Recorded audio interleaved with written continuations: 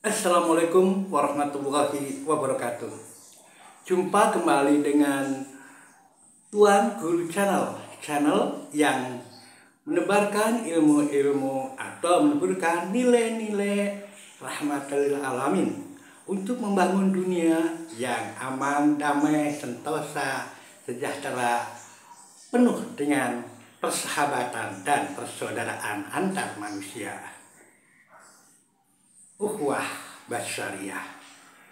Saudara, bagi Anda yang belum subscribe, silahkan subscribe, klik like and share agar manfaat dari konten ini dapat tersebar lebih luas.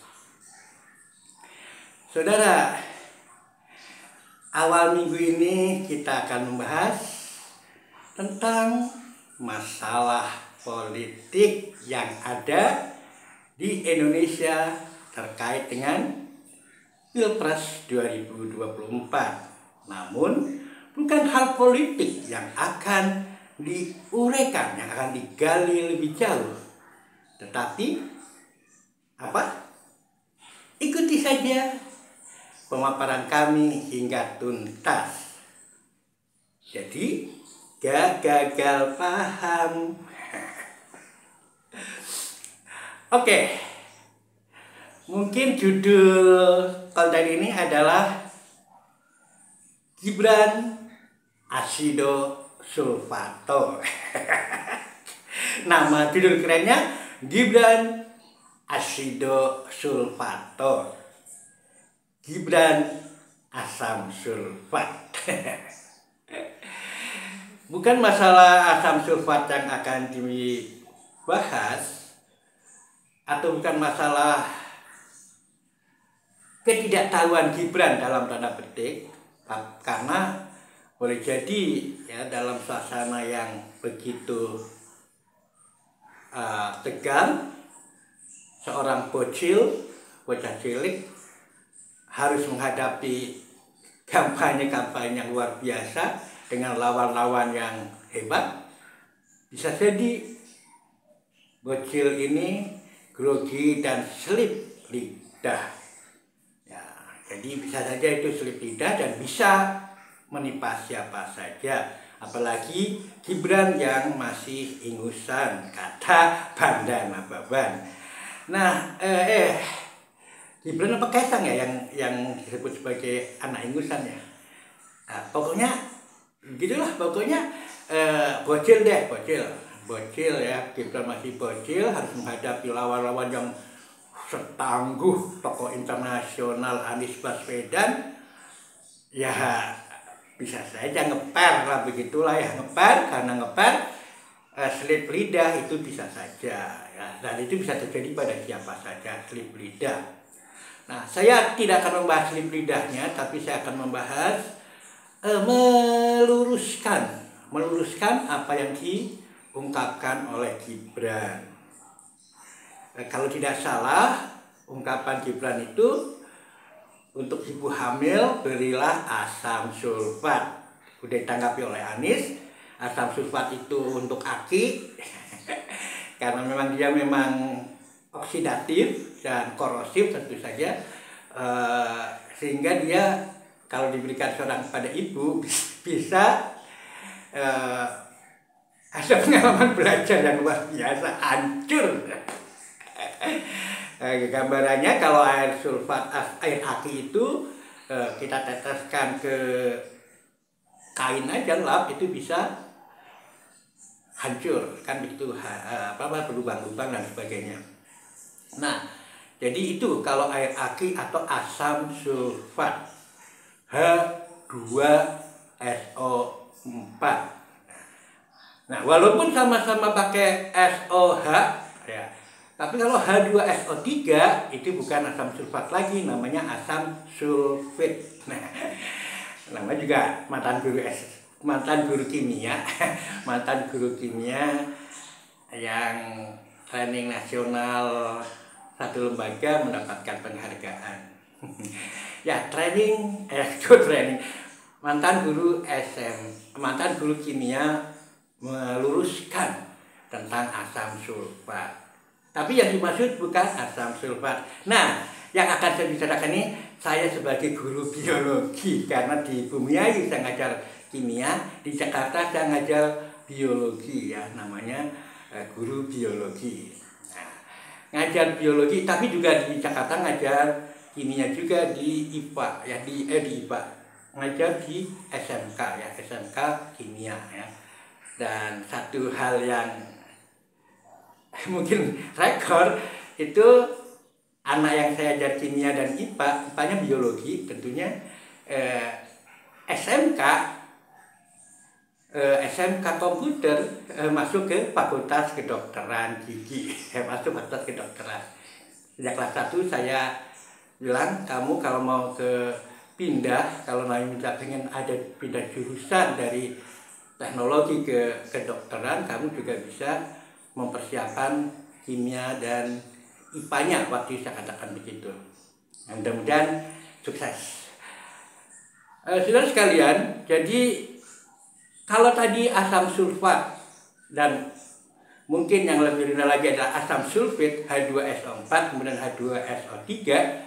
Nah, itu memang adalah zat-zat kimiawi yang sangat oksidatif dan bersifat sangat korosif sehingga menghancurkan. Tetapi yang dimaksud mungkin, saya meluruskan, yang dimaksud oleh Gibran adalah asam folat. Ya, asam folat. Asam folat itu diberikan memang kepada ibu hamil. Asam folat itu adalah salah satu jenis dari dari vitamin B ya. Kita kenal ada riboflavin, ada niacin. Salah satu dari vitamin B adalah asam folat, yakni vitamin B9 ya, vitamin B9. Vitamin B9 ini dikenal dengan asam folat.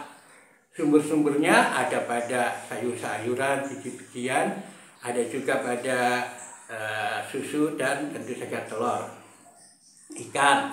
Nah, itu ada sumber-sumbernya ya. Jadi sangat disarankan ibu itu mengkonsumsi vitamin B9 atau asam folat.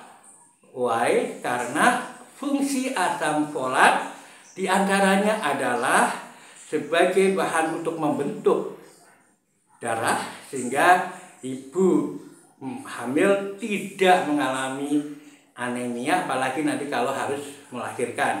Kemudian di samping itu asam folat, vitamin B9 ini juga meningkatkan daya tahan tubuh dan juga untuk membangun sel-sel tubuh ya. Jadi janin itu sedang tumbuh ya, janin sedang tumbuh, dan tumbuh itu tentu saja ada perkembangan, tapi yang lebih menonjol pada saat di bawah umur pertumbuhan, di bawah umur perkembangan tentunya adalah pertumbuhan dulu. Pertumbuhan itu bertambahnya kuantitas dari jumlah, kemudian ukuran dan sebagainya dari sel-sel dan sebagainya itu yang meningkat, itu adalah pertumbuhan. Ini menarik sekali waktu Anies Baswedan memberikan refleksi, itu sangat menarik sekali. Dia menceritakan tentang pertumbuhan kemudian perkembangan dengan nilai-nilai yang luhur, itu sangat luar biasa. Nah, saya lanjutkan ya. Jadi untuk pertumbuhan, jadi akan menambah sel-sel dan itu sangat penting ya. Apalagi kalau kita bicara stunting ya, itu vitamin B9 asam folat sangat penting untuk dikonsumsi ibu hamil. Di samping itu ya, dari sumber-sumber yang ada, kalau kita ingin mempertajam, nah kalau kita menggunakan asam folat, kemudian makan ini, makan itu, berarti itu adalah terkait dengan teknologi pangan atau strategi pangan untuk meningkatkan kualitas sumber daya manusia. Maka kita juga bisa semakin mempertajam tentang tentang ini ya, teknologi pangannya untuk masalah kehamilan. Misalnya salah satu sumber asam folat adalah brokoli. Nah, brokoli ini selain dia akan memberikan tadi menambah sel-sel dari janin, termasuk sel-sel genital, ya, sel-sel atau sel-sel alat kelamin. Nah, ada kekhususan dari brokoli ini, dia itu adalah Viagra alami yang membangun testosteron. Jadi kalau kita pertajam untuk masalah teknologi, ketika kita tahu calon anak kita adalah laki-laki, teknologi pangannya juga bisa diterapkan, misalnya dengan menggunakan pangan-pangan yang banyak mengandung protestosteron. Nah, kalau wanita menggunakan pangan-pangan yang pro estrogen dan sebagainya, karena beda fungsinya, ya. Jika kita menggunakan di konten saya, di channel saya yang lain, saya sudah menjelaskan tentang brokoli sebagai Viagra. Ternyata juga dia itu meningkatkan testosteron dan sperma. Jadi kaitannya dengan kejantanan, sehingga kalau kandungan asam folatnya menambah sel-sel janin, termasuk sel-sel genitalia, dan terarah sel genitalia laki-laki, maka kemungkinan terjadinya apa yang pernah menimpa seorang atlet kita, itu tidak terjadi, yakni mikropenis. Nah, mikropenis itu kan ada kelihatannya mungkin orang menyebutnya, wah ini kayaknya perempuan nih. Nah, padahal itu dia hanya mikropenis. Nah, agar tidak terjadi mikropenis ini, tentu saja, ya, yang namanya teknologi pangan untuk membangun sel-sel kelamin jantannya ini perlu. Nah, salah satu sumber dari asam folat yang membangun sel-sel tubuh, termasuk sel-sel genitalia yang didorong dengan kondisi jantan, yakni menumbuhkan atau meningkatkan testosteron. Nah, makanya akan terjadi, kalau dia jantan adalah lelaki, maka harapan untuk tidak terjadi mikropenis adalah sangat mungkin. Dan tentu saja kalau dia bisa tumbuh dengan bagaimana layaknya seorang lelaki, makanya itu ada pentingnya. Jadi kita pertajam dengan masalah teknologi pangannya. Nah, kalau dia wanita, maka banyak mengkonsumsi kacang-kacangan yang pro estrogen, misalnya kedelai dan sebagainya. Nah, itu sangat penting. Nah, oleh karena itu, ketika kita sudah menerapkan teknologi pangan dengan asam folat dan sebagainya, pertajam dengan hal lain yang lebih bagus tentunya, sehingga lebih akurat atau lebih afdol hasilnya. Kalau dia sudah ditumbuhkan dengan sel-sel otosomnya, ya, jadi sel-sel tubuhnya, termasuk sel-sel genitalianya, kita tekankan, kita arahkan untuk sel-sel kelamin yang sesuai. Karena misalnya kalau tadi, ya, pada brokoli yang membangun testosteron, itu akan terkait dengan kualitas sperma dan sebagainya, termasuk sifat-sifat kejantanan yang nanti akan muncul pada saat dia dewasa, ya, dia sebelum dewasa ada puber, pada puber akan sel-sel sifat-sifat kelamin jantan akan muncul. Sifat-sifat seks sekunder seperti tumbuhnya kumis, suara menggelegar, jangan sampai salah kejadian. Kalau itu berarti salah bunda mengandung, ya. Kalau makannya salah di kandungan, itu namanya salah bunda mengandung. Nah, kalau nanti ketika dia berinteraksi dengan sosial, kemudian menghasilkan perilaku yang keliru, itu namanya salah asuhan. Jadi dalam sastra kita ada salah asuhan, ada bukan salah bunda mengandung. Nah, jadi kita harus paham, jangan sampai salah bunda mengandung, jangan sampai salah asuhan. Berilah makanan yang tepat.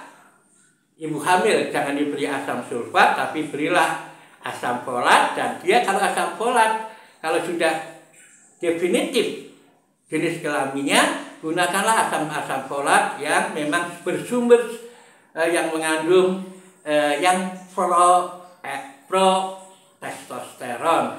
Nah, jika dia sudah definitif wanita, berilah yang pro-estrogen. Karena kalau dengan estrogen, seorang wanita dengan kadar estrogen yang bagus, maka suaranya halus, kulitnya celing lembut, juga rambutnya bagus, sebagaimana layaknya wanita, kata Ebit G.A.D.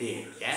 Jadi biar tidak salah asuhan maupun salah bunda mengandung, teknologi pangan ini bisa diterapkan, teknologi gizi perlu diterapkan. Nah, jadi itu tambahan saya untuk mengkoreksi apa yang diselip, yang mungkin Gibran selip lidahnya, yakni asam sulfat, tetapi yang benar adalah asam folat. Asam folat ini terkait dengan tadi ya, untuk mencegah anemia, meningkatkan daya tahan tubuh, menumbuhkan sel-sel tubuh sehingga janin ini cepat besar dan tidak stunting. Kemudian ada juga yang kita baca, ternyata fakta brokoli itu adalah membangun kelamin jantan. Jadi itu perlu dikaitkan dengan masalah pertumbuhan selnya. Nah, sekali lagi mudah-mudahan ada manfaatnya, dan kalau ada yang ingin bertanya silahkan ditulis di kolom komentar. Mudah-mudahan akan kami angkat pada tema-tema berikutnya, tetapi mungkin bukan di channel ini, karena di channel ini khusus untuk sosial politik dan budaya. Kemudian yang di channel 1 adalah, yang satunya guru bangsa, adalah untuk sains dan holistic medicine. Jadi karena kaitannya dengan sains dan holistic medicine, pertanyaan-pertanyaan tentang vitamin maupun teknologi gizinya ada di guru bangsa channel. Dan di sini akan digunakan sebagai sosial politik budaya. Mudah-mudahan ada manfaatnya. Sekali lagi, pertajam pengetahuan kita tentang gizi sehingga tidak selip lidah. Ya tentu saja kalau salah sekali dua kali itu mungkin selip lidah, tetapi kalau berkali-kali tentu saja adalah salah konsep. Nah, itu perlu dikoreksi. Nah, yang terjadi pada Gibran bagaimana? Anda yang lebih tahu. Billahi taufiq wal hidayah. Assalamualaikum warahmatullahi wabarakatuh.